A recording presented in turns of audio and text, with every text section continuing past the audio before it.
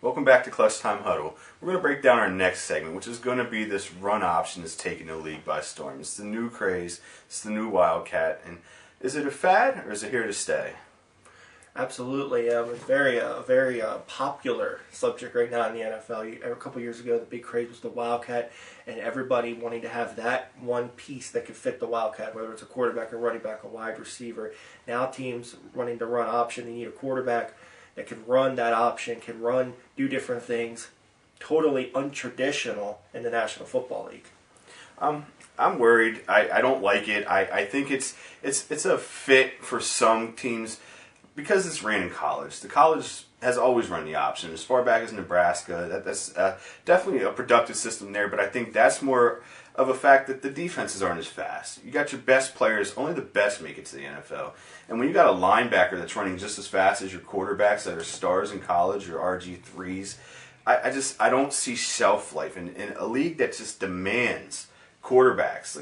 You have to have a quarterback. It's going to be hard to win with the backup quarterback on the field. You can't put your quarterback with that kind of pressure, that kind of risk. I agree. When you look at RG3, when he got hurt, they were lucky that they had a backup that could come in and win games for them. A lot of the teams in the National Football League, Colin Kaepernick is now the quarterback. There is no Alex Smith to back him up. There is no one for certain teams. They're going to have to now. It's always been a two-quarterback league in the last 10 years. Now it's going to be more so than a two-quarterback league. And it's going to be really hard. You have one quarterback like Russell Wilson, it's going to be really hard to go out and find a backup that could do the same things that he can do.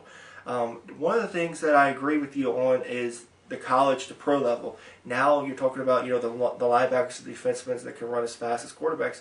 It's going to do a lot to the secondary, I believe. Talking about safeties and cornerbacks having to come up to the line and cover. We're talking about cornerbacks being out on an island, more man coverage, more cornerbacks having to defend, not having the over-the-top safety help in the National Football League. Talking about safeties, they're going to need to come up and cover more so than a tight end. A linebacker is going to have to cover more so than a tight end. Now we're talking about linebackers on wide receivers. We're talking about running backs being covered, possibly even be wide open simply because you're having to bring extra players up to the line of scrimmage to try and cover this option. And now, like you said, it's definitely could be a fad, but in my opinion, more so than the Wildcat. Wildcat was very gadgety, very gimmicky. This is a total offense. Teams are structuring their entire team either to defend or to implement this sort of thing. I'm worried, though, because it's the sheer size. To be able to run this read option, you've got to have the agility in the quarterback. And the rare specimen is Cam Newton. That's the guy I want to touch on. That's the guy that you could build that offense around. 6'5", 240, built like a house and runs like a truck.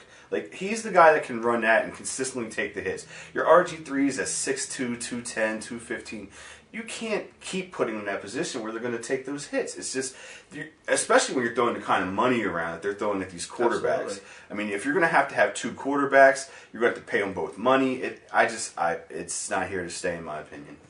One of the things that's so funny to think about, just to take a step back and look at the big picture, what would this have done to Randall Cunningham if he could have come along in today's Cordell Stewart, Warren Moon, those types of players? Also, on the other hand, a statue quarterback is starting to become extinct in the NFL. People don't realize Ben Roethlisberger can run if he has to. Alex Smith, we talked about him earlier. He can run if he has to. It's definitely a speed game. Everything's about speed in the NFL these days. But you go back and you look at the team that won the Super Bowl, and they have that statue quarterback. They have the run game. They have the defense. The blueprint changes in certain aspects, but it's always the same base, always the same foundation. I just don't see where we're going to go with this. You can't keep having your most important players taking the most hits from guys twice their size that are just as fast. Look at what happened to the RG3 hit. That was nothing more than just RG3 thinking he was going to get to the edge and Witherspoon hitting that edge before him because he's only 4 or 5 tenths of a second slower when it comes to running. You can't put your franchise players in that situation. You want to ruin the season, you want to end up in the top, lose your quarterback.